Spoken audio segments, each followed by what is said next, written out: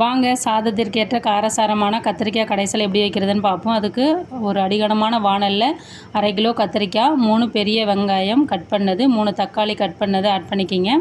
6லேருந்து 7 காய்ந்த மிளகாய் காரத்திற்காக, 2 டீஸ்பூன் குழம்பு மிளகாய்த்தூள், 1/2 டீஸ்பூன் மஞ்சள் தூள், உப்பு சுவைக்கேற்ப, ஒரு சிறிய நெல்லிக்காய் சைஸ் அளவு புளி, 10 பல் பூண்டு பொடியாக நறுக்குனது, புதினா கொத்தமல்லி, கருவேப்பிலையை ஆட் பண்ணுங்கள். ஆட் பண்ணிவிட்டு 300 ml தண்ணி ஆட் பண்ணிக்கலாம். ஆட் பண்ணிவிட்டு நல்லா மிக்ஸ் பண்ணுங்கள்.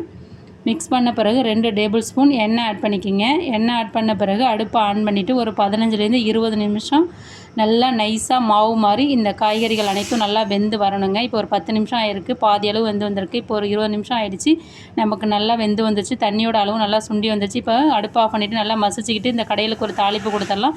2 ஸ்பூன் எண்ணெய், கடுகு, உளுத்தம் பருப்பு, காஷ்மீரி சில்லி மிளகாய்த்தூள் 2 ஸ்பூன், கருவேப்பிலை ஆட் பண்ணி அந்த கடையில் சேர்த்து தண்ணி கொஞ்சம் ஆற்றி 2 நிமிஷம் கொதிக்க வச்சு இறக்குனா சூப்பரான கத்திரிக்காய் கடைசல் தயார்.